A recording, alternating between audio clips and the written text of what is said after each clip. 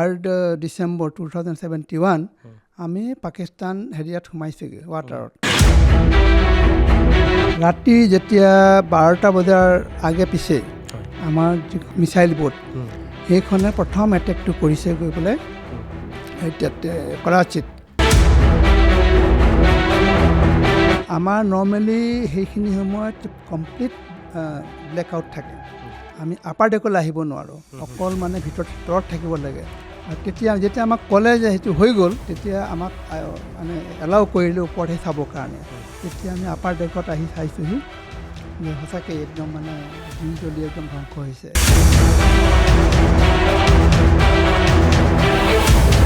India Gandhi লগ পাই পেলাই ক'লেহি India গান্ধীয়ে ক'লে কি কাৰণে আহিছে আপুনি ক'লে ৱাৰত এইবাৰ আমাকো দিব লাগে চান্স ৱাৰ কৰিব নেভিক দিব লাগে কাৰণ এতিয়ালৈকে আমি ইমান বছৰ নেভিত আছোঁ আফটাৰ ইণ্ডিপেণ্ডেঞ্চ এটাও কেইবাখনো ৱাৰ হ'ল কিন্তু নেভি এখনো কৰা নাই ইণ্ডিয়া গান্ধীয়ে ক'লে ইয়েছ ভেৰি ৱেলকাম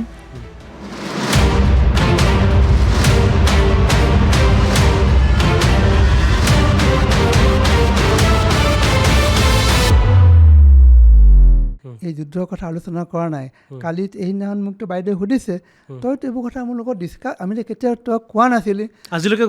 গম পোৱা নাই তই এতিয়া এইবোৰ কওঁতেহে আমি শুনিছোঁ মই কৈছোঁ কিনো ক'ম আৰু পঢ়িলোঁ আৰু কাম এটা কৰি আহিলোঁ আৰু যুদ্ধ কৰি আহিলোঁ আৰু তাত মানে জাহাজত যেতিয়া আমাৰ মানুহবিলাকে চিনেমা চাই আছে সিহঁতক চিনেমাখনৰ মাজতে এটা ক্লিপ এটা আহে all naval sailors requested to join their ship immediately.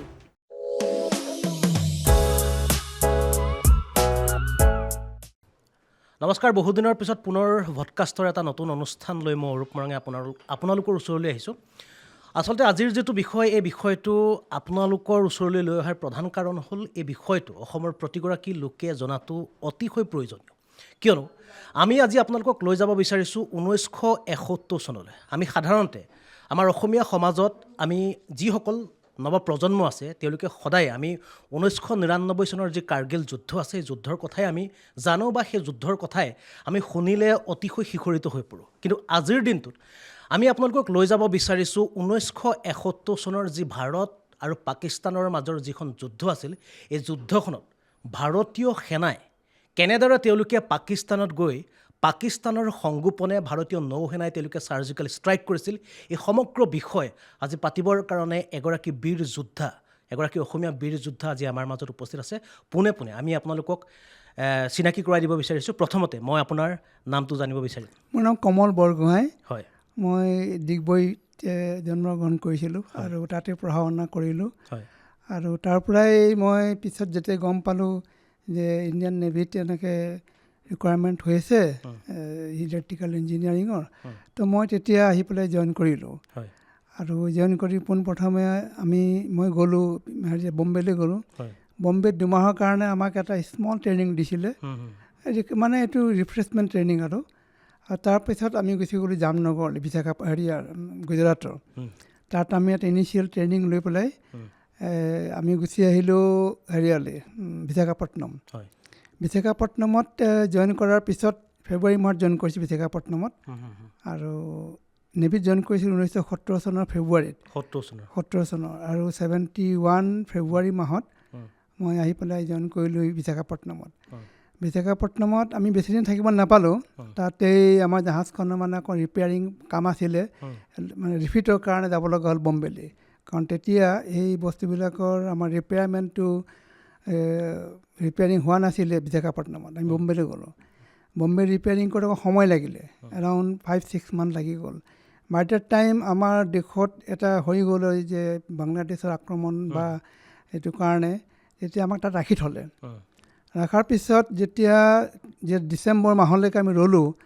ডিচেম্বৰৰ 1 তাৰিখে আমাক মানে আমাৰ জাহাজখন চেল কৰিলে সেইটো আপুনি 1970 চনৰ কাহিনী 71 চনৰ 71ৰ শেষৰ ভাগৰ 71ৰ শেষৰ ভাগত ডিচেম্বৰৰ 1 তাৰিখে আমি সাগৰলৈ চেল কৰিলোঁ চেল কৰোঁতে আমি গম নাপাওঁ নৰ্মেলি আমাৰ এক্সাৰচাইজৰ কাৰণে চেল কৰে তো আমি একো ভবা নাছিলোঁ 1 তাৰিখ গ'ল 2 তাৰিখে আমাক প্ৰায় ইভিনিঙৰ সময়ত আমাৰ কেপ্টেইন যিজন আছে কমাণ্ডিং অফিচাৰ, তেওঁ গোটেই চিপছ কোম্পানীক ইনফৰ্মেশ্যন দিলে ব্ৰডকাষ্ট যোগে যে we are going for war. তো ৱাৰ বুলি কোৱাৰ লগে লগে বহুত মানুহৰ হাহাকাৰ লাগিল, যিবিলাক একচুৱেলি আমাৰ নিচিনা যিবিলাক য়ং আছিলে জেনেৰেশ্যন, তেওঁলোকৰ ইমান প্ৰব্লেম হোৱা নাই, একো গাত লগা নাই। সেই সময়ত আপোনাৰ বয়স কিমান আছিল? মোৰ বয়স তেতিয়া 18 বছৰ পূৰা 18 বছৰ। তেতিয়া আমাৰ একো লগা নাই, কিন্তু যিবিলাক ছিনিয়ৰ ষ্টাফ আছিলে তেওঁলোকৰ যাৰ ফেমিলি আছিলে, ফেমিলি মষ্টলি তেওঁলোকে ৰাখি, আমি এতিয়া বিশাখাপট্টনমৰ পৰা আহিছোঁ, চবৰে ফেমিলি বিশাখাপট্টনমতে আছে মষ্টলি, তেওঁলোকে অলপমান আপছেট হৈ গ'ল, ভয়ো খাইছে। তো যিখিনিয়ে ভয় খাইছে তেওঁলোকে উপায়টো নাই আৰু, জাহাজৰ পৰা যাব নোৱাৰে, এতিয়া already we are on the deep C. মানে আপোনালোকৰ প্ৰশিক্ষণ শেষ হৈছে, প্ৰশিক্ষণৰ পিছতে আপোনালোকে যুদ্ধলৈ গৈছোঁ, হয়। সেইটো ইনিচিয়েল ট্ৰেইনিং আৰু সেইবিলাক, মানে জাহাজৰ বিষয়ে এটা আণ্ডাৰষ্টেণ্ডিং দিয়াৰ পিছত। তো আমাৰ এতিয়া ছিনিয়ৰ কিছুমান আছিলে, তেওঁলোকৰ অসুবিধা হৈছিলে আৰু, কিন্তু আমাৰ তেনেকুৱা একো মনত ভাৱ হোৱা নাছিলে। আৰু আমাৰ কেপ্টেইনজন আছিলে কেপ্টেইন জেইন আছিলে, খুব ভাল মানুহ আছিলে, খুব জলি মানুহ। আৰু তেওঁ চবকে কৈছে আৰু যে আপোনালোকে চিন্তা কৰিব নালাগে, যি আপোনাৰ খোৱা বস্তু যদি আছে, চকলেট টকলেট কিবা কিবি আছে, এইবোৰ খাই মেলি এনজয় কৰক, চিন্তা কৰিব নালাগে। আমি গ'লোঁ, তাৰ সেইদিনাখনো চেল কৰিলোঁ। আমি প্ৰায় 3 ডিচেম্বৰ 2071 আমি পাকিস্তান হেৰিয়াত সোমাইছোগৈ, ৱাটাৰত। পাকিস্তান ৱাটাৰত সোমোৱাৰ পিছত মানে যিটো সাগৰীয় সীমাৰ পাকিস্তান সীমাৰ, তেতিয়ালৈকে তাহাঁতৰ যিটো ৰেডাৰ আছিলে সেইটো ইমান ইফেক্টিভ নাছিলে, বোধকৰো তেওঁলোকে কেচ কৰিব পৰা নাই, কিন্তু তেওঁলোকে একো ধৰিব পৰা নাই। আৰু আমি যেতিয়া তাত পালোগৈ, এইটো আছে এবাউট 9 নাইট হৈছে, ৰাতি। তো তেওঁলোকে আমাৰ যেতিয়া কিন্তু অলৰেডি ৱাৰ ডিক্লেয়াৰ হৈ গ'ল, থাৰ্ডতে হৈ গ'ল। আৰু আমি অকলে যোৱা নাছিলোঁ তেতিয়া, আমাৰ লগত 10খনমান জাহাজ গৈছিলে টোটেল। এখন INS দীপক গৈছিলে, আমাৰ INS কদমত গৈছিলে, আৰু আপোনাৰ এই মিছাইল বোট 4খন গৈছিলে, আৰু তেনেকৈ আৰু জাহাজ গৈছিলে, INS কিলতান, INS কাচ্চল, এনেকৈ কেইবাখনো জাহাজ, 10খনমান জাহাজ গৈছিলে। পূৰা গ্ৰুপটোৱে গৈ পেলাই এটা সীমাত আমি ৰৈ গ'লোগৈ, মানে ৰৈ হোৱা নাই, পেট্ৰলিং তাতে আৰু পেট্ৰলিং কৰি আছোঁ। ৰাতি যেতিয়া 12টা বজাৰ আগে পিছে আমাৰ যিখন হেৰি আছিলে আপোনাৰ মিছাইল বোট, সেইখনে প্ৰথম এটেকটো কৰিছে গৈ পেলাই তাতে কৰাচীত কৰিছে। কৰাচী বন্দৰত নাই কৰা তেতিয়া। কৰাচীত মানে কি, কৰাচীৰ পৰা প্ৰায় 20 নটিকেল মাইল মানে আমাৰ 20 বুলি ক'লে 1.85 কিলোমিটাৰ হ'ব। 1 নটিকেল মাইল নিদি গ'লোঁ 1.85 কিলোমিটাৰ। সীমা তাৰ 2 কিলোমিটাৰ। তাত তেওঁলোকৰ বেটাৰী আছিলে, যিটো বেটাৰী ডেমেজ হৈ গ'ল, সেইটো একচুৱেলি এষ্টাব্লিছ কৰিছিলে ব্ৰিটিছে। বহুত ভাল গান আছিলে তাত, কিন্তু সেইটো অপাৰেশ্যন থকাৰ আমাৰ অসুবিধা হ'লহেঁতেন। সেইটো ডেমেজ হৈ আছিলে, কাম কৰা নাছিলে পাকিস্তানৰ। সেইটোৰ পৰা কাভাৰ আপ দিবৰ কাৰণে তেওঁলোকে 2খন জাহাজ ফুল টাইম মানে হেৰি কৰি থৈছিলে, তাত পেট্ৰলিং কৰা আছিলে। তো পেট্ৰলিং কৰি থাকোঁতে আমাৰ যিখন জাহাজ গৈছিলে মিছাইল বোটে কিন্তু এটা কাম কৰিলে, তেওঁলোকে ৰৈ আছে যে জাহাজ 2খন যাতে কনচাইড কৰিব একেলগে, তেতিয়াই ফায়াৰিং কৰিছে। চ' ডেট একেলগে 2খন জাহাজ ধ্বংস হৈ যাব, কাৰণ এখন আগে কৰিলে ইখনে গম পাই যাব, ইখনে গম পালে অসুবিধা হ'ব পাৰে, তেওঁলোকেও ব্লাইণ্ড ফায়াৰ কৰি দিব পাৰে। সেইকাৰণে কনচাইড হোৱাৰ লগে লগে যে কৰিলে 2খন একেলগে ধ্বংস হৈ গ'ল, আৰু লগে লগে তেওঁ ৱাপছ গুচি আহিলে সেইখন জাহাজ। তাৰপিছত আমাৰ আৰু এখন মিছাইল বোট, আৰু তাত কেইখনমান জাহাজ আছিলে, সেইকেইখনকো ধ্বংস কৰি পেলালে। 3 আৰু 4 অপাৰেশ্যনটো খতম হ'ল। সেইটো অপাৰেশ্যন নাম আছিলে অপাৰেশ্যন ট্ৰাইডেণ্ট, নাম দিছে সেইটো অপাৰেশ্যনটোৰ নাম দিছে অপাৰেশ্যন ট্ৰাইডেণ্ট। সেইটো হৈ যোৱাৰ পিছত আমি আকৌ গুচি আহিলোঁ, ছেফ জ'নলৈ গুচি আহিলোঁ, আমাৰ নিজৰ ৱাটাৰলৈ গুচি আহিলোঁ। অহাৰ পিছত আকৌ 8 আৰু 9 তাৰিখে আকৌ আমাৰ সেইটো অপাৰেশ্যন হ'ল। এইটো গোটেই অপাৰেশ্যনটো হ'ল মানে যে আমি জাহাজকেইখনে ধ্বংস কৰিলোঁ, কিন্তু পৰ্ট হাৰ্বাৰটো এতিয়া ঠিক হৈ আছে, তো সেইটো ধ্বংস নকৰিলে নহ'ব। সেইকাৰণে 8 আৰু 9 তাৰিখে আকৌ আমি জাহাজ ফুল হেৰিয়াত আমি গুচি গ'লোঁ, আৰু একে অপাৰেশ্যন 8 আৰু 9টো। সেইটো আপোনাৰ জানুৱাৰী নহয় ডিচেম্বৰ 8 আৰু 9 তাৰিখ ডিচেম্বৰ 8 আৰু 9 তাৰিখ সেইদিনাখন কি হ'ল তেতিয়া তাত তেওঁলোকৰ যিটো ষ্ট'ৰেজ টেংক আছিলে যিবিলাক ডিজেলৰ আৰু সিহঁতৰ এমুনিশ্যনৰ আৰু সিহঁতৰ ইকুইপমেণ্ট থোৱা যিবিলাক সেইবোৰ সেই গোটেইবোৰ মিছাইল বোট দি পেলাই আটাইখিনিকে ধ্বংস কৰি পেলালে একোৱেই বাকী নাথাকিলে তেওঁলোকৰ হাৰ্বাৰটো মানে জাষ্ট একদম এবাণ্ডন হৈ গ'ল আৰু একো কামত নাই তাৰমানে তেনেকুৱাকৈ জ্বলি শেষ কৰি পেলালে কাৰণ আমি জ্বলাটো দেখিছোঁ আমি প্ৰায় 70 কিলোমিটাৰ দূৰত আছোঁ আমি তাৰপৰা আমি দেখিছোঁ যে জুই জ্বলিছে তেতিয়া যিখন জাহাজে কৰি আহিছে আমাৰ ওচৰলৈকে আহিছে INS কদমতৰ ওচৰলৈকে আহিছে মানে ফিল্ড ল'বৰ কাৰণে এতিয়া তাৰ যিজনে কেপ্টেইন আছিলে লেফটেনেণ্ট কমাণ্ডাৰ তেওঁ কৈছে এইখন জ্বলি আছে চক বোলে কাৰণ আমাৰ নৰ্মেলি সেইখিনি সময়ত কমপ্লিট ব্লেক আউট থাকে আমি আপাৰ ডেকলৈ আহিব নোৱাৰোঁ অকল মানে তলত থাকিব লাগে আণ্ডাৰ ভিতৰত মানে আৰু নিজৰ একশ্যন ষ্টেচন বুলি কয় সেইটো কিছুমানে ছুইচ বৰ্ডত থাকিব ইঞ্জিন ৰুমত থাকিব আৰু কিছুমান সোনাৰত থাকিব কিছুমানে গানাৰীত থাকিব মানে কমপ্লিট ক্ৰুবিলাক গোটেই মানুহবিলাক নিজৰ ৱৰ্কিং ষ্টেচনত থাকিব আৰু যেতিয়া আমাক ক'লে যে সেইটো হৈ গ'ল তেতিয়া আমাক মানে এলাউ কৰিলে ওপৰতহে চাবৰ কাৰণে তেতিয়া আমি আপাৰ ডেকত আহি চাইছোঁহি যে সঁচাকৈ একদম মানে জুই জ্বলি একদম ধ্বংস হৈ খতম হৈ গ'ল আৰু তাৰপিছত আমি লাহে লাহে আঁতৰি আহিলোঁ আৰু কৰাচীৰ পৰা আঁতৰি আহি আমি 14 তাৰিখে আহি পেলাই পাইছোঁহি হাৰ্বাৰ পাইছোঁহি আৰু হাৰ্বাৰ পাই আমি একো খবৰ নাপাওঁ তেতিয়া আমি হাৰ্বাৰ পাইহে গম পাইছোঁ যে আমাৰ এখন জাহাজ INS খুকৰী সেইখন মানে 9 তাৰিখে ধ্বংস হ'ল মানে আমাৰ এখন তেওঁলোকৰ পাকিস্তান ছাবমেৰিনে আমাক ধ্বংস কৰিলে সেইখন ছাবমেৰিন মানে গাজীৰ কথা কৈ আছে নাই গাজী নহয় গাজীখন হৈছে হেৰিয়াত এই বিশাখাপট্টনম এৰিয়াত এইটো মই কথা কৈ আছোঁ এতিয়া বম্বে এৰিয়াৰ কথা কৈছোঁ ৱেষ্টাৰ্ণ এৰিয়াৰ মানে আৰৱ সাগৰৰ কথা কৈ আছোঁ আৰৱ সাগৰত মানে কি হৈছিলে সেইটো কথাহে কৈ আছোঁ এতিয়া তেওঁলোকে একো গম পোৱা নাছিলে মানে আমাৰ INS ৰঞ্জিতে যে তেনেকুৱাত হ'ব বুলি ৰঞ্জিত নহয় INS খুকৰীক মানে ৰাতি প্ৰায় 8:45 মানত এইটো ধ্বংস কৰিলে এইটো গুজৰাটৰ পৰা 70 কিলোমিটাৰমান হ'ব তাৰমানে 40 নটিকেল মাইলৰ দূৰত মানে গমেই নাপালে উইদিন আপোনাৰ কেইমিনিটৰ ভিতৰত একদম জাহাজখন ডুবিয়ে গ'ল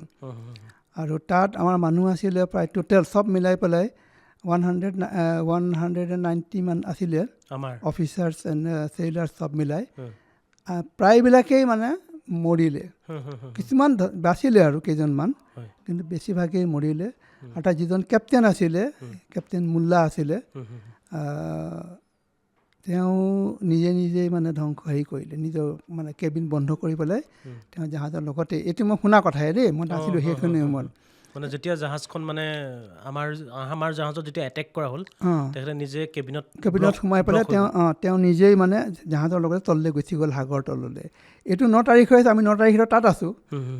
কৰাচীত আছোঁ আহি পেলাই এইখিনি কথা মই যেতিয়া গম পাইছিলোঁ মানে এইখিনি একজেক্ট সেইটো সময়ত হৈ আছিল আমি তাত অপাৰেশ্যন কৰি থাকোঁতে আমাৰ INS খুকৰী সেইখিনি সময়তে ধ্বংস হৈছে সেইটো এটা দুখ লগা কথা আৰু এই যিটো কৰাচীৰ যিটো বন্দৰত যিটো আক্ৰমণ কৰা হৈছিল ভাৰতীয় নৌসেনাৰ ফালৰ পৰা সেইটো চাগে প্ৰথমবাৰ ভাৰতীয় নৌসেনাই মানে হয়তো ইতিহাসত প্ৰথমবাৰ ভাৰতীয় নৌসেনাই এখন দেশৰ বিৰুদ্ধে আনুষ্ঠানিকভাৱে যুদ্ধ কৰিছে হয় প্ৰথমতে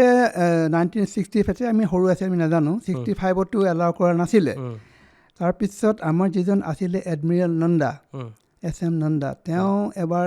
যেতিয়া তেওঁ ইন্দিৰা গান্ধী আৰু শ্বাহ মানেকছে কথা পাতিলে যে আমি এটেক কৰিম বুলি যেতিয়া তেওঁ আহিলে সেইদিনাখন দিল্লীত ইন্দিৰা গান্ধী লগ পাই পেলাই ক'লেহি ইন্দিৰা গান্ধীয়ে ক'লে কি কাৰণে আহিছে আপুনি ক'লে ৱাৰত এইবাৰ আমাকো দিব লাগে চান্স ৱাৰ কৰিবলৈ নেভিক দিব লাগে কাৰণ এতিয়ালৈকে আমি ইমান বছৰ নেভিত আছোঁ আফটাৰ ইণ্ডিপেণ্ডেঞ্চ এটাও কেইবাখনো ৱাৰ হ'ল কিন্তু নেভিয়ে এখনো কৰা নাই ইন্দিৰা গান্ধীয়ে ক'লে ইয়েছ ভেৰি ৱেলকাম আৰু অলৰেডি ইকুইপড আছিলেই বাই ডেট টাইম ইকুইপ হৈ গ'ল আৰু মিছাইল ব'ট আহি গ'ল মানে আমাৰ ছাবমেৰিন আহি গৈছে তেতিয়ালৈকে আৰু পেটিয়াশ্বিপ কেইখন আহি গ'ল ৰাছিয়াৰ পৰা চব ৰাছিয়াৰ ইকুইপমেণ্ট দেই তেতিয়া USSR আছিল নেকি তেতিয়া USSR আছিলে USSR পৰা আটাইখিনি আহি গ'ল আৰু গোটেইখিনি মানুহ ৱেল ট্ৰেইন হৈ গ'ল চিন্তা নাই তেতিয়া ইন্দিৰা গান্ধীয়ে ক'লে য়েছ এই তেতিয়াই এই এডমিৰেল নন্দা SM নন্দা তেওঁৰ এইটো আইডিয়া আছিলে যে এই মিছাইল ব'টকেইখনক টো কৰি লৈ যাব আৰু তেওঁ এটা কথা কৈছিলে যে জাহাজক যেতিয়া হিট কৰিব পাৰে তেতিয়াহ'লে কৰাচীৰ যিবিলাক তাহাঁতৰ ষ্ট'ৰেজ টেংক আছে ডিজেল ষ্ট'ৰেজ টেংক আছে সেইবিলাক আমি কিয় নোৱাৰিম তেতিয়া তেওঁ এইটোৱে ক'লে যে জাহাজ কৰাৰ পিছত আমি গোটেই হাৰ্বাৰটো ধ্বংস কৰিম মিছাইল দি পেলাই সেইটো তেওঁৰ মানে এইটো আইডিয়া আছিলে এডমিৰেল SM নন্দাৰ ঢুকালে আৰু সেইটো কিন্তু তেখেতৰ আইডিয়াৰ ওপৰতে এইটো গোটেই অপাৰেশ্যনটো হ'ল আৰু তেওঁক সহায় কৰিছিলে ভাইচ এডমিৰেল কোহলি তেওঁ আছিলে ৱেষ্টাৰ্ণ নেভাল কিমান বম্বেত আছিলে তেওঁ এইখিনি অপাৰেশ্যনখিনি তেওঁ মানে কণ্ট্ৰল কৰি আছিলে খুব ভাল এচিভমেণ্ট কৰিলে পিছত কোহলিও এডমিৰেল হ'ল চিফ অফ নেভেল ষ্টাফ হ'ল পিছত আৰু মই যদি ক'বলৈ যাওঁ তেতিয়াহ'লে ভাৰতীয় নৌসেনাৰ ফালৰ পৰা হয়তো সেই প্ৰথমবাৰটো যুদ্ধতটো গৈছিলে আৰু হয়তো সেইটো চাগে ভাৰতীয় নৌসেনাক চাগে পাকিস্তানে চাৰ্জিকেল ষ্ট্ৰাইক কৰিবৰ কাৰণে বাধ্য কৰাইছিলে হয় প্ৰথম আক্ৰমণ পাকিস্তানৰ ফালৰ পৰা কৰা হৈছিল হয়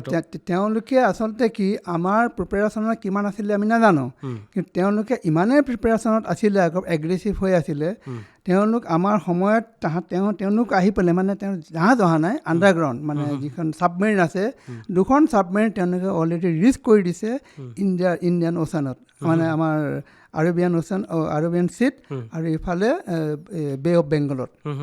অলৰেডি তেওঁলোক এক্সিষ্ট হৈ আছিলে আমাৰ কিন্তু গম পোৱা নাছিলোঁ এতিয়া কিন্তু ভাৰতৰ ফালৰ পৰা যে নৌসেনাৰ ফালৰ পৰা যে এইটো আক্ৰমণ চলোৱা হ'ব পাকিস্তানক বা এনেদৰে যে এটা টেকটিক্স ভাৰতীয় সেনাই যে কৰি আছে নৌসেনাই সেইটো চাগে পাকিস্তানৰ ৰেডাৰত বা তেওঁলোকৰ কোনো গম নাপায় কোনো ধৰণৰ তথ্য নাছিল ইয়াত আৰু এটা কথা আছে আমাৰ যিখিনি মানুহ গৈছিলে এই জাহাজবিলাক আনিবলৈ USSৰ পৰা তেওঁলোকৰ লেংগুৱেজটো শিকি আহিছিলে Russian language most of the people they spoke only Russian language সেইকাৰণে ইংলিছ আৰু হিন্দী কোৱা হ'লে সিহঁতি বুজি পালে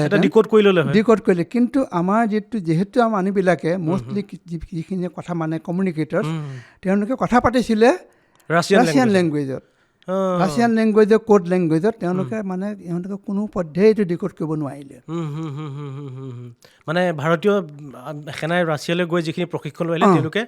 ৰাছিয়াৰ যিটো লেংগুৱেজ আছিল শিকি অহাৰ পাছত আমাৰ কমিউনিকেশ্যন লেংগুৱেজ হিচাপে সেইটো ইউজ কৰাৰ কাৰণে পাকিস্তানৰ চোৱাংচোৱা বা তেওঁলোকে কোনো ধৰণৰ ডিক'ড কৰিব নোৱাৰিলে সেইটো এটা ডাঙৰ মানে কাহিনী এডভান্টেজ আছে কোনো নাজানে এইটো কথা এইটো একদম মানে টপ চিক্ৰেট আৰু এতিয়া আমি গম পাওঁ লোৱাৰ পিছত তেনেকুৱা এটা আমাৰ মানে তাৰ পাছত যেতিয়া আপোনালোকে সেই যুদ্ধ শেষ কৰি আপোনালোকে আকৌ বোম্বাই উভতি আহিলে উভতি অহাৰ পাছত ইয়াত যেতিয়া আপোনালোকে জীৱন্ত অৱস্থাত উভতি আহিলে যুদ্ধৰ পৰা উভতি আহিছে তাৰ পাছত আপোনালোকে যেতিয়া জাহাজৰ পৰা নামি চবেই নিজকে দেখা দেখি হৈছে তাৰপিছত আপোনালোকৰ কেনেকুৱা লাগিছে আমাৰতো খুব ভাল লাগিছে আমি খুব এনজয় কৰিছোঁ আৰু আমি যেতিয়া পালোহি ডিচেম্বৰত প্ৰায় 16 তাৰিখে আমি মানে এলং ছাইড গৈছোঁ আৰু জেটিত এলং আমি বাৰ্থিং কৰিছোঁ 16 ডিচেম্বৰৰ পৰাই আমি মানে বাহিৰলৈ গৈছোঁ আৰু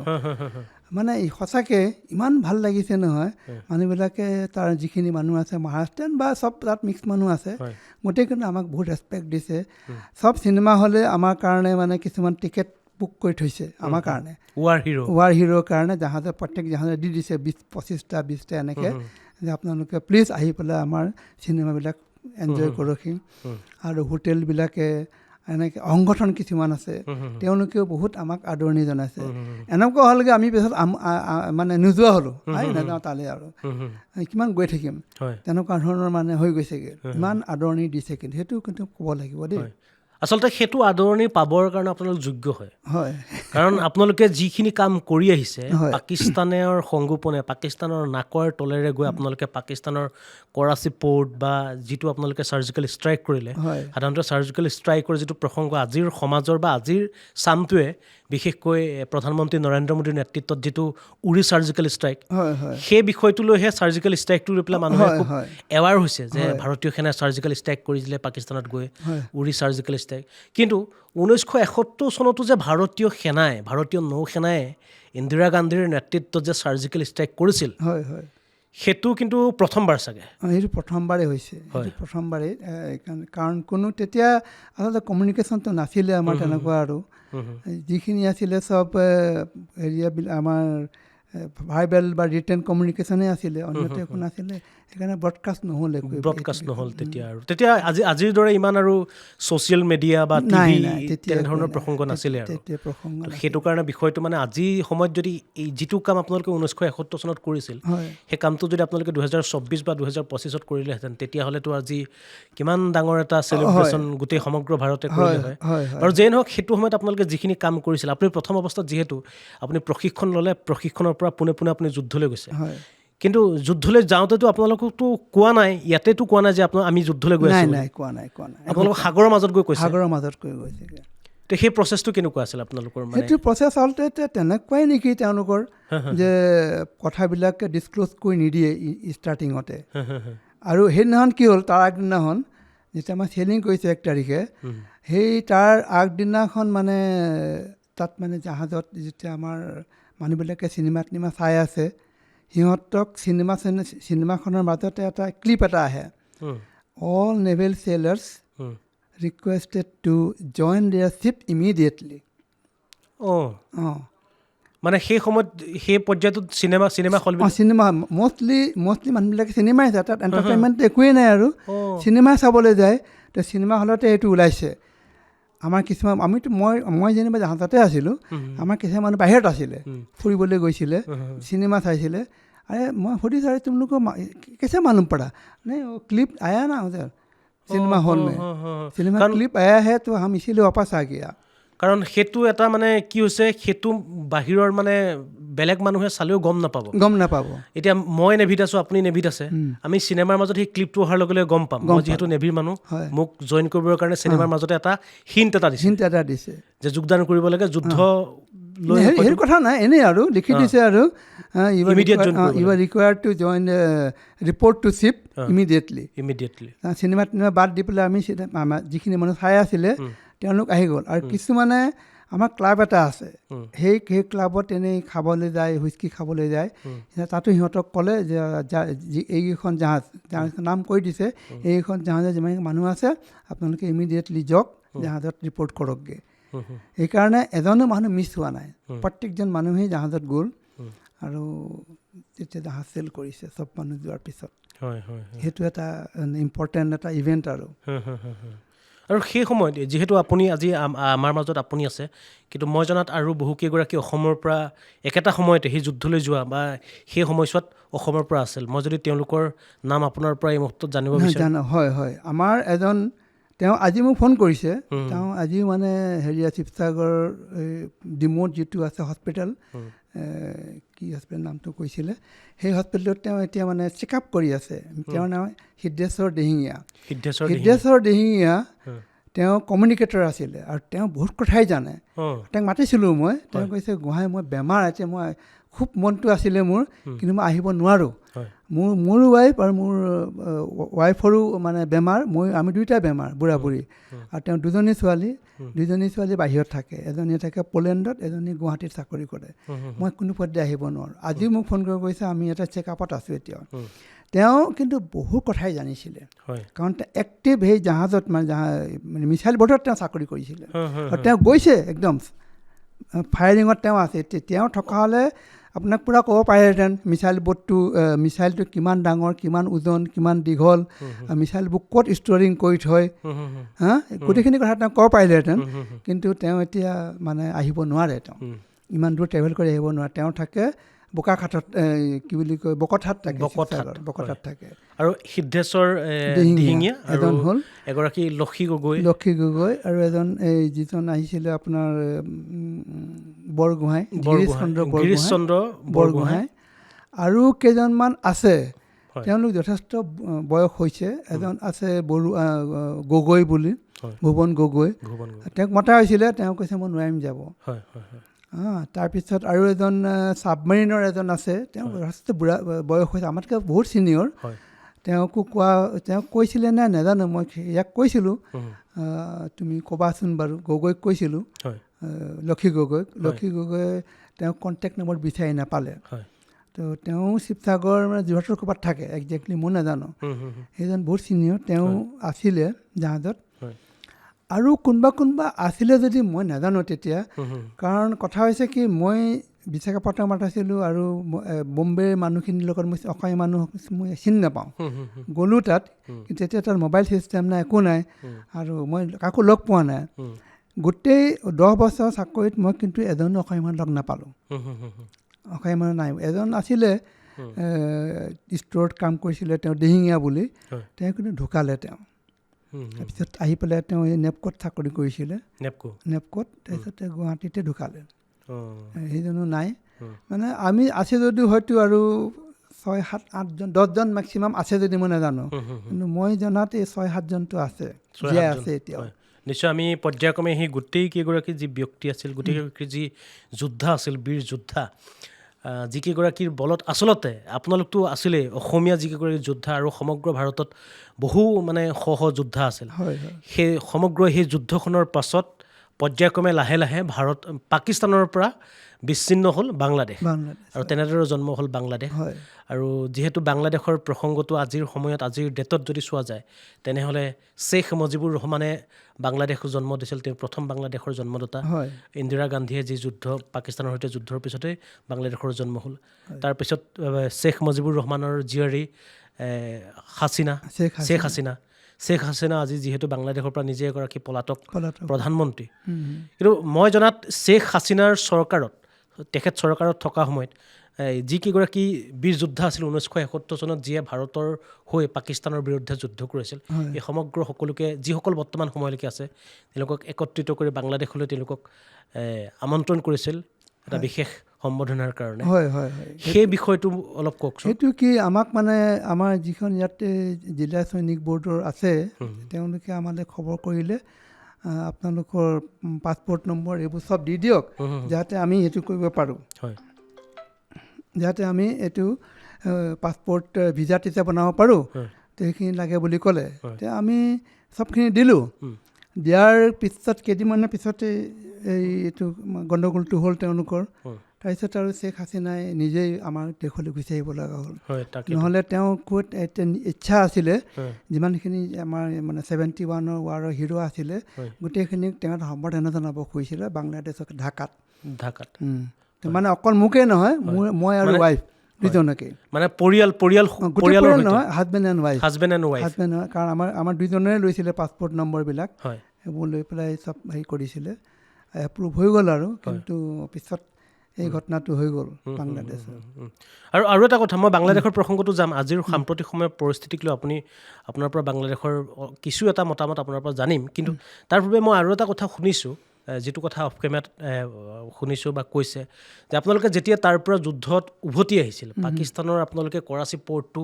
ধ্বংস কৰি, বা পাকিস্তানৰ যি হাৰ্বাৰ যি আছিল সেই ধ্বংস কৰাৰ পিছত আপোনালোকে যেতিয়া পাকিস্তানৰ যিটো জলসীমা আছিল, জলসীমাৰ ভিতৰত আপোনালোকে এখন পাকিস্তানী জাহাজত আপোনালোক সোণ পাইছিল। আচলতে সেই প্ৰসংগটো কওকচোন। সেইটো এটা খুব ইণ্টাৰেষ্টিং কাহিনী। আমাৰ কি হ'ল, জাহাজখন দেখিলোঁ যেতিয়া, আমাৰ যে এখন পাকিস্তানী জাহাজ, মাৰ্চেণ্ট শ্বিপ, ডাউট হ'ল, মাছমৰীয়া জাহাজ বুলি। নহয়, বহুত ডাঙৰ জাহাজ এখন, বহুত ডাঙৰ জাহাজ। তেওঁলোকে পাকিস্তানৰ কাৰণে আৰ্মছ, এমুনিশ্যন আৰু কিবা কিবি আনিছে নেকি, সেইটো সংক্ৰান্ততে আমি তেওঁলোকক চাৰ্চ কৰিলোঁ।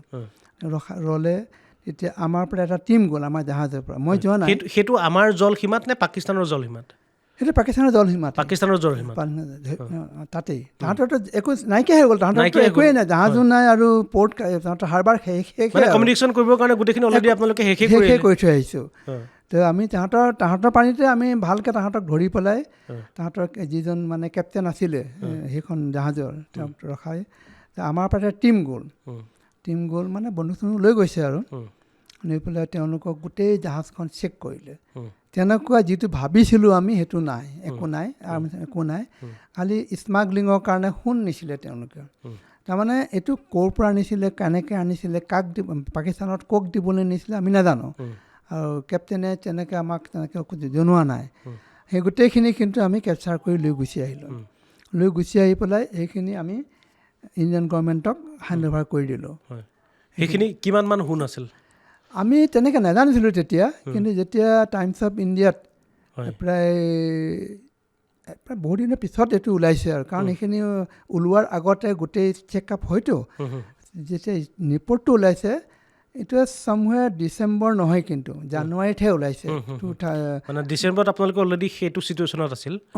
আৰু জানুৱাৰীত বোধ কৰোঁ কোনোবা এটা দিনত 72 হ'ব আৰু 72 জানুৱাৰীত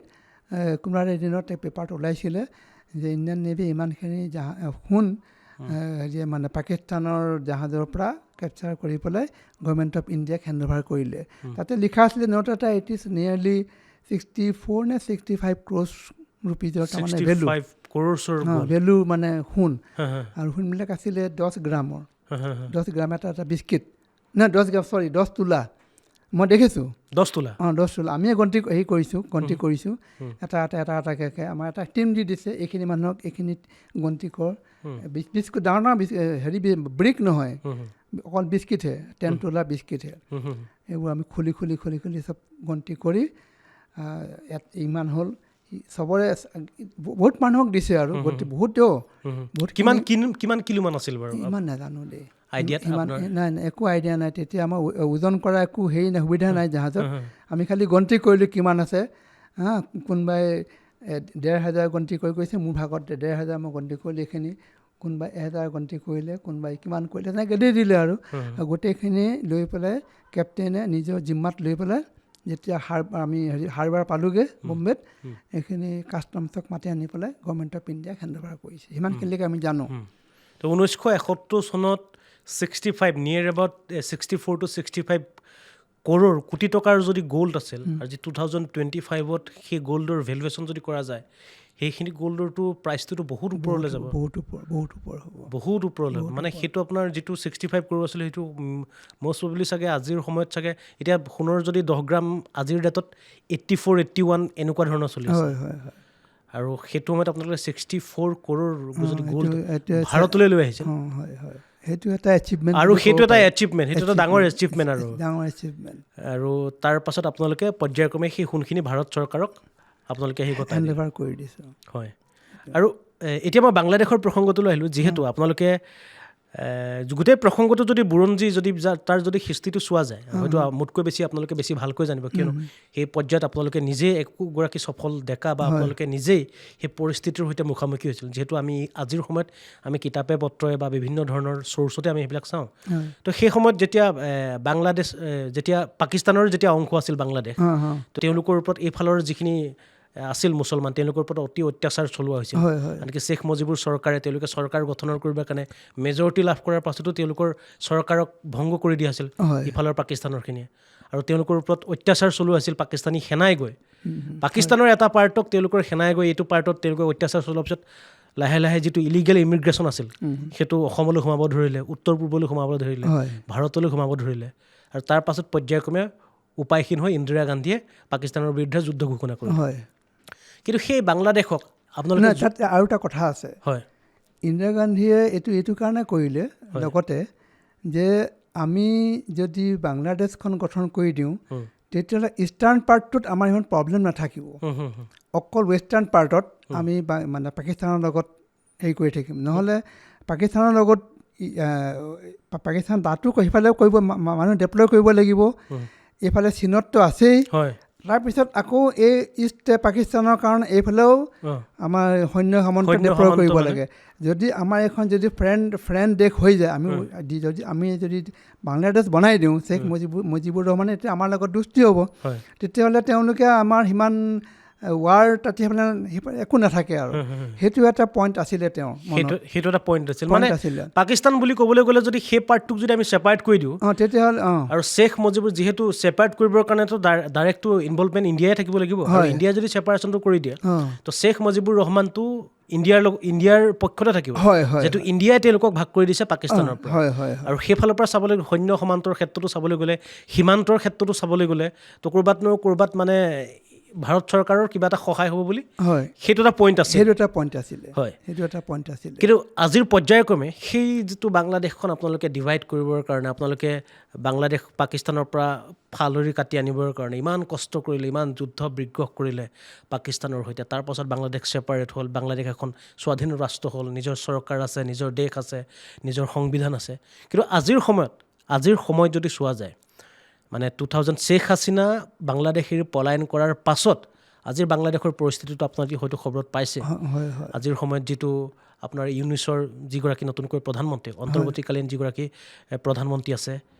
তেখেতৰ নেতৃত্বত যি সময়ত আজি বাংলাদেশৰ হিন্দুৰ ওপৰতে অত্যাচাৰ হওক বা আমাৰ ভাৰতৰ ওপৰত যেনেধৰণৰ এটা তেওঁলোকে আক্ৰোশ মনোভাৱ আজিৰ দিনটোত লৈছে সেইখিনিক লৈ আপুনি কি বুলি ভাবে সেইখিনি কৰা আচলতে সেইটো মই যিখিনি শুনিছোঁ পঢ়িছোঁ মোৰ বেয়া লাগে যে যিখিনি মানুহক আমি তেওঁলোকৰ এসময়ত পাকিস্তানে তেওঁলোকৰ ভাষাটো লৈ ল'ব খুজিছিলে বঙালী ভাষা নহয় তাত মানে উৰ্দু ভাষা দিবলৈ খুজিছিলে চেষ্টা কৰিছিলে সেইটো এটা দবাব আছিলে তেওঁলোকৰ একটো মুজিবুৰক প্ৰাইম মিনিষ্টাৰ নিদিলে প্লাছ কৈছে তহঁতৰ অফিচিয়েল লেংগুৱেজটো বঙালী নহ'ব এইটো উৰ্দু হ'ব মানে তেওঁলোকৰ ভাষাটো মানে সেইটো থাপি দিব বিচাৰিছিলে সিমানখিনি এটা পিছত আমি তেওঁলোকক এটা হেৰি দিলোঁ এখন দেশ ছেপাৰেট কৰি দিলোঁ তাৰপিছত তেওঁলোকে যিটো কয় উপকাৰী অজগৰে খোৱা তেনেকুৱা এটা আমি বিট্ৰেল কৰিলে এইটো 53 ইয়াৰ্ছৰ পিছত এইটো বহুত দুখ লগা কথা কিন্তু বহুত দুখ লগা কথা আৰু তেতিয়া আজি কৰিছে আজিৰ প্ৰজন্মই কিয় কৰিব লগা হ'ল তেওঁলোকে বোধ কৰোঁ সেই 53 ইয়াৰ্ছৰ বিফৰ তেওঁলোকে কেনেকুৱা এটা তেওঁলোকৰ সংঘাত হৈ আছিলে সেইটো তেওঁলোকে হয়তো তেওঁলোকৰ বুৰঞ্জীয়ে নক'লে তেওঁলোকে নজনাৰ ফলত তেওঁলোকে এইটো বেয়া কামটো কৰিলে ভাৰতৰ নিচিনা এখন দেশৰ লগত তেওঁলোকে মানে এনিমিটি হেৰি কৰি পেলালে যিটো বন্ধুত্ব ৰাখিব লাগিছিলে সেইটো নাৰাখি এইটো কৰিছে আৰু হিন্দুৰ ওপৰত কৰাটো এইটো একো ডাঙৰ কথা নহয় কাৰণ তাত চবেই কৰে যে বেছি ধৰ্মীয় হেৰি হ'লে মানে তেওঁলোক এতিয়া ধৰ্মীয় গুড়া হ'ল তাৰ আগতে নাছিলে কিন্তু ইষ্ট পাকিস্তানৰ হিন্দু মুছলিমবিলাক তেতিয়াৰ দিনত কিন্তু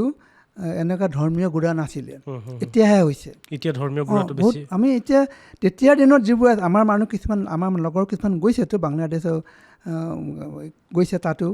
তেওঁলোকে কৈছে তাৰ মানুহ খুব ভাল কিন্তু আজি আমি 50 বছৰৰ পিছত দেখিছোঁ তেওঁলোক মানে পাকিস্তানী হৈ গৈছে পাকিস্তানী ল'ৰা ছোৱালীবিলাক আজিৰ দিনত পাকিস্তানৰ তেওঁলোকৰ যেন এনেকুৱা হ'ল তেওঁলোকৰ বুকুৰ আপোন পাকিস্তান হ'ল আৰু ভাৰত আজিৰ সময়ত আজিৰ প্ৰজন্মৰ বাংলাদেশৰ ল'ৰা ছোৱালীয়ে ভাবে ভাৰত আমাৰ বাবে শত্ৰু কিন্তু সেই ভাৰতেই এটা সময়ত আজি তেওঁলোকে যিখন মুক্ত এখন স্বাধীন দেশ পাইছে য'ত তেওঁলোকে আজি নিজৰ মনৰ ইচ্ছাৰে তেওঁলোকে ঘূৰিব পাৰিছে খাব পাৰিছে আৰু নিজৰ ভাষাটো চৰ্চা কৰিব পাৰিছে দেশ বিদেশক বাংলাদেশৰ মানুহ বুলি চিনাকি দিব পাৰিছে সেই বাংলাদেশখন কিন্তু ভাৰতেই পাকিস্তানৰ পৰা পৃথক কৰি দিছিল আৰু সেই পৃথক কৰি দিয়াৰ আঁৰত গ্ৰাউণ্ড লেভেলত আছিল আপোনালোকে য'ত পাকিস্তানত গৈ আপোনালোকে নৌ সেনাৰ ফালৰ পৰা আপোনালোকে কি যুদ্ধ আপোনালোক যেই নহওক সেই সময়ত যুদ্ধত আপোনালোকে পাকিস্তানক চাৰ্জিকেল ষ্ট্ৰাইকটো যিটো কৰিছিল সেই ষ্ট্ৰাইকটোত আপোনালোকে জীৱন্ত অৱস্থাত উভতি আহিল কাৰণেহে যদি কিবা এটা হৈ গ'ল হয় আপোনালোকৰ আৰু সেই সময়ত মই জনাত সেই সময়ত পাকিস্তানক প্ৰত্যক্ষ সমৰ্থন আগবঢ়াই আছিল আমেৰিকাৰ ফালৰ পৰা পাকিস্তানক প্ৰত্যক্ষ সমৰ্থন আমেৰিকাই দি আছিল আৰু উপায়হীন হৈ ভাৰত একেবাৰে নিহকতি আছিল কাৰণ 1947 চনত ভাৰত স্বাধীন হৈছে আৰু তাৰ সমপৰ্যায়তে ভাৰতীয় ইতিমধ্যে 3খনকৈ যুদ্ধ ভাৰতে কৰি আহিছে য'ত সম্পূৰ্ণৰূপে ভাৰতৰ মানে অস্ত্ৰ ভাণ্ডাৰ প্ৰায় দুৰ্বল হৈ আছে চীনৰ লগত যুদ্ধ কৰিছে আৰু তাৰ মাজত পাকিস্তানৰ লগত আৰু এটা এখন কৰিছিলে নহয় এইটো গোৱা অপাৰেশ্যন কৰিছিলে গোৱাৰ পৰা 65ত নে কেতিয়া 62 মই একজেক্টলি মনত নাই সেইটো এটা ভাৰত দুৰ্বল হৈ আছে তো ভাৰতৰ বস্তু বাহানে মানে একদম দুৰ্বল নতুনকৈ স্বাধীন হোৱা এখন দেশ হয়। আৰু স্বাধীন হোৱাৰ পিছতে বেক টু বেক ভাৰতে যুদ্ধ কৰি আছে হয় পাকিস্তান চীনে 1962 কেনেদৰে ভাৰতীয় ওপৰত আক্ৰমণ কৰিছিল এক প্ৰকাৰেতো জৱাহৰলাল নেহৰুৱে তেখেতেতো ৰেডিঅ'ৰ জৰিয়তে ঘোষণাই কৰি দিছিল যে আমি উত্তৰ পূৰ্বাঞ্চলক হেৰুৱাব ওলাইছোঁ বুলি আৰু তেনে পৰ্যায়ত পাকিস্তানৰ দৰে এখন দেশক যদি আমেৰিকাৰ প্ৰত্যক্ষ সমৰ্থনৰ পিছত ভাৰতে যুঁজ দিবলৈ কিন্তু সৌভাগ্যক্ৰমে সেই সময়ত USSRয়ে আমাক বহুতখিনি হেল্প কৰিলে এই পেটিয়াশ্বিপ বুলি কয় যিখন INS কদমত INS কচ্ছল INS কমুৰ্তা INS কভাৰ্তি এইবিলাকক পেটিয়াশ্বিপ বুলি কয় মানে ৰাছিয়াৰ পৰা অহা এইকেইখন জাহাজ দিলে তেওঁলোকে আৰু আমাক 4খন ছাবমেৰিন দিলে আৰু দিলে কি এই 4খন যে আমাক দিলে মিছাইল বোট এইকেইখনে সম্পূৰ্ণ যুদ্ধখনত এক্টিভ পাৰ্ট লৈ পেলাই গোটেই যুদ্ধখনত তেওঁলোকেই আচলতে ভাৰতক জিকাই দিছে সেইটো কিন্তু ক'ব লাগিব এইটো ৰাছিয়াৰ যিটো আমাক দিলে উপহাৰ সেইটোৰ ওপৰতে আমি এইখন যুদ্ধখন আমি জয় হ'লোঁ আৰু জয় হোৱাৰ কাৰণে আজি বাংলাদেশৰ জন্ম হ'ল আৰু সেই যুদ্ধখনত আজিৰ দিনটোত সেই সময়ৰ পৰা আজিৰ দিনটোলৈকে যদি চোৱা যায় একেবাৰে বিশ্বস্ত আৰু বিশ্বাসী বন্ধু হৈছে ভাৰতৰ কাৰণে ৰাছিয়া আৰু সেইটো আৰু আজিৰ দিনটোতো হয়তো যিকোনো বিপদতে হওক আজি ইউক্ৰেইন ৰাছিয়াৰ মাজত যিখন যুদ্ধ চলি আছে ক'ৰবাত নহয় ক'ৰবাত ভাৰতে সদায় ৰাছিয়াৰ পক্ষত এটা মজবুত স্থিতি লৈ আছে আৰু বিভিন্ন ক্ষেত্ৰতো ৰাছিয়াই ভাৰতৰ ক্ষেত্ৰত এটা মজবুত স্থিতিত থাকে আৰু সেইটো এটা খুব বন্ধুত্ব সুলভ এই বন্ধুত্ব আজিৰ নহয় বহুত দিনৰ সেইখিনিতো আপোনালোকে দেখি আহিছে আমি শুনিছিলোঁ দেই তেতিয়া যে আমেৰিকাৰ USA 7th ফ্লিট এটা আহি আছিলে পাকিস্তানক হেল্প কৰিবৰ কাৰণে 7th ফ্লিট মানে আমাৰ যিখন INS বিক্ৰান্ত আছিলে তাতকৈ ডাঙৰ বিক্ৰান্ত মানে সেইখন INS বিক্ৰান্ততকৈ ধৰি লওক মানে দুগুণ সেইখন আহি আছিলে কিন্তু তেতিয়া ইন্দিৰা গান্ধীয়ে যেতিয়া খুৰশ্বেভ আছিলে নেকি তেওঁলোকৰ প্ৰাইম মিনিষ্টাৰ মানে পাহৰিছোঁ মানে নাজানো তেওঁ ক'লে যে এনেকুৱা তেতিয়া তেওঁলোকে ৰাছিয়াই তেওঁলোকৰ এটা মানে ফ্লিট এটা আমাৰ সোমোৱাই দিলেহি সেইটো গম পাই পেলাই USA যিটো 7th ফ্লিট আছিলে তেওঁলোকে তাতে এক্সাৰচাইজ কৰি ঘূৰি গুচি গ'ল সেইটো মই পাইছে নহয় মই নেশ্যনেলত মই পাইছোঁ এই ডকুমেণ্টাৰী এখন চাইছোঁ মানে তেওঁলোকে আহি আছিলে আৰু কিন্তু আহি আছিলে পাকিস্তানক হেল্প কৰিবৰ কাৰণে কিন্তু যেতিয়াই দেখিলে USSRৰ এইটো ফ্লিটটো আছে বুলি গম পালে তেওঁলোকে নিজৰ ভিতৰতে এক্সাৰচাইজ কৰিলে আৰু ঘূৰি গুচি গ'ল সেইটোতো অহা হ'লে কিন্তু আমাৰ কি অৱস্থা আমি নাজানো মানে সেই সময়ত মানে এনেকুৱা হ'ল মানে এইটো এটা চিনেমাৰ কাহিনী নিচিনা হয় পাকিস্তানৰ সৈতে ভাৰতৰ যুদ্ধ চলি আছে আৰু সেই সময়তে ভাৰত নিশকতীয়া পাকিস্তানো নিশকতীয়া যদি আমি সমপৰ্যায়ত যদি চোৱা যায় পাকিস্তানতকৈ ভাৰত শক্তিশালী কিন্তু পাকিস্তানক সহায় কৰিবৰ কাৰণে আমেৰিকা আহি আছে কিন্তু ভাৰতৰ পক্ষত কোনো নাই ভাৰতে গম পাইছে যে আমেৰিকা আহি আছে পাকিস্তানক প্ৰত্যক্ষ সহায় কৰিব আৰু ভাৰতৰ সৈতে যুদ্ধ কৰিব কিন্তু এট ডেট পইণ্টত চিনেমাৰ দৰে এণ্ট্ৰি মাৰিলে ৰাছিয়াই আৰু ৰাছিয়াই যেতিয়া USSR যেতিয়া এণ্ট্ৰি মাৰিলে তেতিয়া আমেৰিকা বেক হৈ গৈছিল আৰু তেনেকুৱা ধৰণৰ আছিল চাগে বিষয়টো একজেক্টলি তেনেকুৱা কিন্তু ভাৰতে ভাবি আছিলে কি তেওঁলোকৰ যি লেণ্ড ফ'ৰ্চ ভাৰতে বেছিকৈ ডিপেণ্ড কৰি আছিলে লেণ্ড ফ'ৰ্চৰ ওপৰত স্থলসেনা ঠিকেই আছে লেণ্ড মানে আমাৰ তাত যেতিয়া মানে তেওঁলোকে চাৰেণ্ডাৰ কৰে তেওঁলোকৰ বহু সংখ্যক এবাউট 93,000 নে কিমান কিন্তু তেওঁলোকৰ তুলনাত আমাৰ সৈন্য কম আছিলে তাত তথাপিতো তেওঁলোকে চাৰেণ্ডাৰ কৰিলে বাধ্য হ'ল আৰু এটা কথা কি মই এতিয়া ভাবিছোঁ দেই মোৰ নিজৰ সেইটো নহ'বও পাৰে ভাৰত আৰু পাকিস্তানৰ যিখিনি ছিনিয়ৰ অফিচাৰ আছিলে ছিনিয়ৰ যেনে এডমিৰেল এয়াৰ মাৰ্শ্বেল আৰু কি বুলি কয় জেনেৰেল এই আটাইখিনিয়ে ট্ৰেইনিংটো লৈছিলে কিন্তু ব্ৰিটিছৰ পৰাই তেতিয়া তেওঁলোক চাকৰি কৰিছিলে ব্ৰিটিছৰ আণ্ডাৰত ব্ৰিটিছৰ ট্ৰেইনিং লৈছিলে হোৱা নাছিলে তেতিয়া তেওঁলোকৰ ইজনে সিজনৰ জানে যে তেওঁৰ কনচেপ্টটো কেনেকুৱা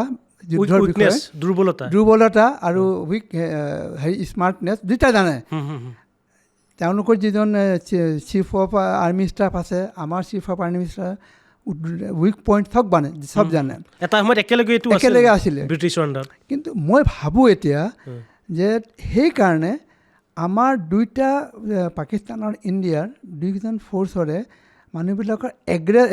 মানে অফেন্সিভটো খুব ভাল আছিলে, কিন্তু ডিফেন্সিভটো অলপ উইক আছিলে। কাৰণটো মই ভাবি পাইছোঁ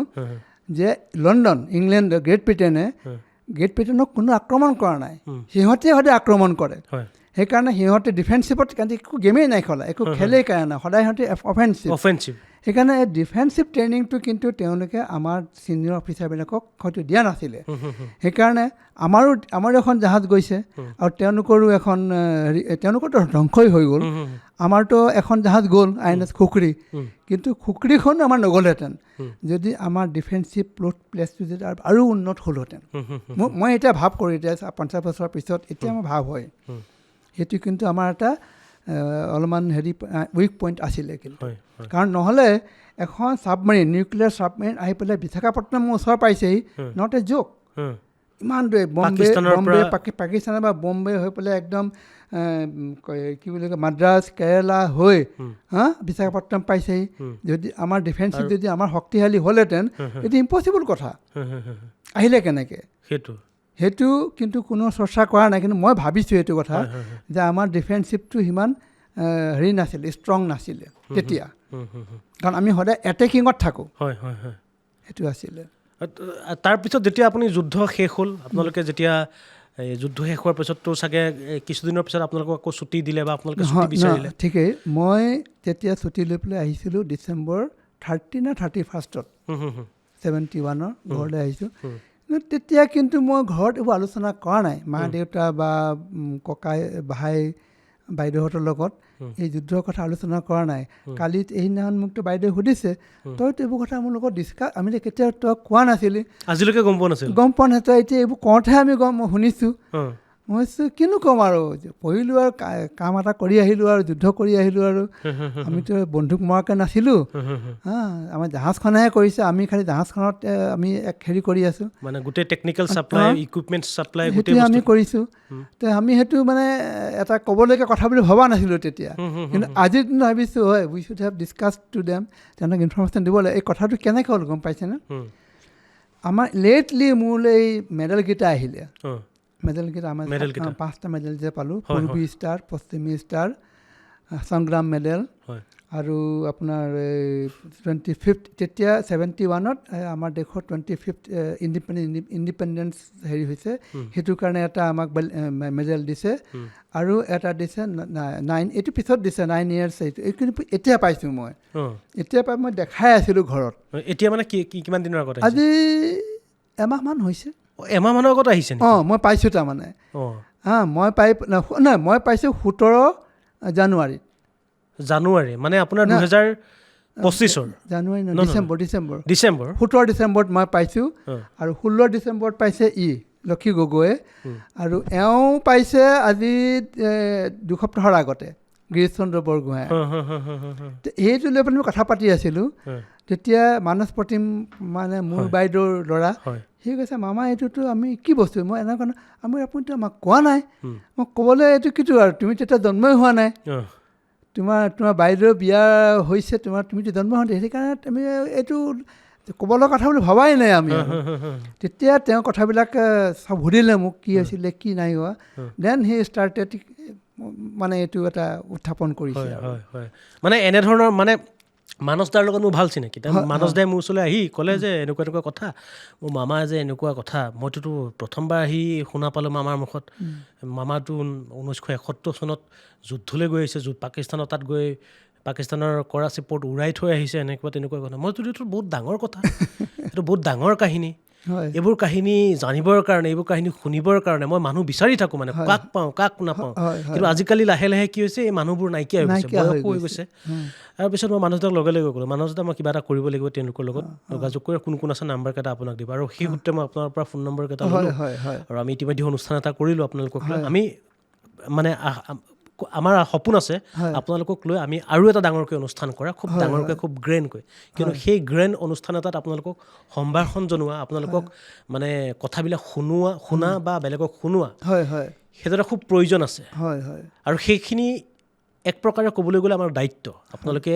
দেশৰ হৈ ইমান ডাঙৰ এটা কাম কৰি আছিল, আৰু আপোনালোকৰ এই কাহিনীবিলাকক লৈ চিনেমা বনায়, হয় হয় বলিউডে চিনেমা বনায়, হয় হয় কিন্তু সেই চিনেমা বনোৱা কাহিনীবিলাক যে আমাৰ অসমত যে জীৱন্ত অৱস্থাত এতিয়াও আছে, সেইবোৰ কাহিনী কিন্তু বহু মানুহে নাজানে, নাজানে মানে একেবাৰে নাজানে। একেবাৰে নাজানে। এতিয়া এই যিটো গাজি এটেক, হয় গাজি এটেকৰ কাহিনী সেই সমসাময়িক পৰ্যায়ত আপোনালোকৰ একেটা সময়তে হৈ আছিল গাজি, হৈ আছিল। সেই কাহিনীটোৰ বিষয়ে অকণমান কওকচোন। গাজি এটেকটো গাজি- যিহেতু আমি চিনেমাত চাইছিলোঁ। হয় হয় গাজিখন কি হ'ল, এখন নিউক্লিয়াৰ ছাবমেৰিন। তেওঁলোকে আহি গ'ল, আহি আমি যেতিয়া আছিলোঁ পাকিস্তান ৱাটাৰত, তেতিয়া গাজি আছিলে ইণ্ডিয়ান ৱাটাৰত, বিশাখাপট্টনমৰ বিশাখাপট্টনম 70 কিলোমিটাৰ এৱে। চিন্তা কৰি চাওক কিমান তাহাঁতি মনে মনে আহিলে, আমি গমেই নাপালোঁ। আপোনালোক তাত আছে আৰু পাকিস্তানৰ গাজি ছাবমেৰিন গাজি ইয়াত ইণ্ডিয়াত আছে। আছে। আৰু আমি জনাত গাজিখন আহিছিলে INS বিক্ৰান্তক ধ্বংস কৰিবৰ কাৰণে। কিন্তু বিক্ৰান্তখন ক'ত আছে তেতিয়া কোনেও নাজানে, ইমানেই চিক্ৰেট। খালি বিক্ৰান্তৰ যিখিনি ষ্টাফ আছে তেওঁলোকে জানে তেওঁলোক ক'ত আছে। বিক্ৰান্ত ক'ত আছে? মানে আন্দামানত আছে নে বাংলাদেশৰ এৰিয়াত আছে, কোৱাৰ্টাৰত আছে নে ক'ত আছে কোনেও নাজানে তেতিয়া, নবডি ন'জ ইট। আৰু গাজিয়ে বিচাৰি ফুৰিছে হেৰিখনক, বিক্ৰান্তক, INS বিক্ৰান্তক। কিন্তু তেওঁলোকৰ মানে বেড লাক, INS ৰঞ্জিত যিখন জাহাজ, সেইখনে কিন্তু তেওঁলোকে স্পট কৰি পেলালে। আমাৰ ইণ্ডিয়া INS ৰঞ্জিতে স্পট কৰাৰ লগে লগে সময় নাই আৰু, লগে লগে 3-4 তাৰিখৰ ৰাতিৰ ভিতৰতে ডেপ্থ চাৰ্জ দি পেলাই সেইখন খতম। মানে এটা মানুহো বাচি নাথাকিলে। আৰু এইটো একোৱে নাই আৰু, পানীৰ তলততো আৰু একোৱে নাথাকে আৰু, তাতে নিউক্লিয়াৰ এখন হ'ল। তাতে গাজিৰ যিখন নিউক্লিয়াৰ সিহঁতৰ ছাবমেৰিন আছিল, আৰু সেইটো এটা পাকিস্তানৰ কাৰণে ডাঙৰ আঘাত, ডাঙৰ লছ, মানে বিৰাট ডাঙৰ হেভি লছ পাকিস্তানৰ। সেইখনত যেতিয়া হৈ গ'ল নহয়, তেওঁলোক ভাঙি পৰিলে আৰু তেওঁলোকৰ যেতিয়া নিউক্লিয়াৰ ছাবমেৰিন এখন যদি ধ্বংস কৰি দিয়া হৈছে ইণ্ডিয়াৰ ফালৰ পৰা, সেইটোৱে তেওঁলোকক বহুত এটা মানে কঁকাল ভাঙি দিলে। আৰু সেইখনে যদি INS বিক্ৰান্তক যদি পালেহেঁতেন, তেতিয়া INS বিক্ৰান্ত যোৱা হ'লে আমাৰ ভাৰতৰো অৱস্থা বেয়া হৈ গ'লহেঁতেন, ভাৰতৰ অৱস্থা মানসিকভাৱে হয়। আৰু মানসিকভাৱেতো হ'লে, আৰু সেই সময়ত যিহেতু INS বিক্ৰান্ত, মানে সেই সময়ছোৱাত চাবলৈ গ'লে খুব উন্নত মানৰ যদি যিখন কোৱা হয় সেইখন INS বিক্ৰান্তি আছিল।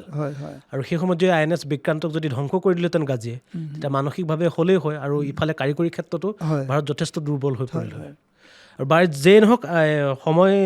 কিছু সময় হৈছে আপোনাক আজি অনুষ্ঠানটোলৈ মাতিলোঁ, পডকাষ্টলৈ। এই বিষয়খিনি যিমান পাৰোঁ খুব সংক্ষেপত আৰু ডিটেইলছত আমি যাম, বেলেগ এদিন আপোনালোক গোটেইকেইগৰাকীক মাতি আনি আমি ষ্টুডিঅ'ত ধুনীয়াকৈ কথাবিলাক পাতিম, বা ষ্টুডিঅ'ৰ বাহিৰতে হওক ধুনীয়াকৈ কথাবিলাক পাতিম। যেই নহওক, আজি আপুনি ইমান কষ্ট কৰি আহিলে, অহাৰ বাবে ধন্যবাদ। আৰু এনেধৰণৰ অনুষ্ঠান, এনেধৰণৰ কথাবিলাক আচলতে অসমৰ জনতাই জনাটো দৰকাৰ, অন্ততঃ আপোনালোকে জনাটো দৰকাৰ। যিবিলাক বুৰঞ্জী, যিবিলাক হিষ্ট্ৰী আমি আচলতে কিতাপত পঢ়োঁ, যিবিলাক কাহিনী, সেইবিলাক কাহিনী আজি জীৱন্ত অৱস্থাত আপোনালোকক শুনাই আছে সেই পৰিস্থিতিৰ সৈতে মুখামুখি হোৱা, সেই যুদ্ধৰ সৈতে মুখামুখি হোৱা এগৰাকী বীৰ যোদ্ধাই। আৰু পুনৰ এবাৰ আপোনাক এই অনুষ্ঠানটোলৈ অহাৰ কাৰণে মই স্বাগতম জনাইছোঁ। লগতে এই সময়তে মই অনুষ্ঠানটো আমাৰ শেষ কৰিছোঁ। ধন্যবাদ।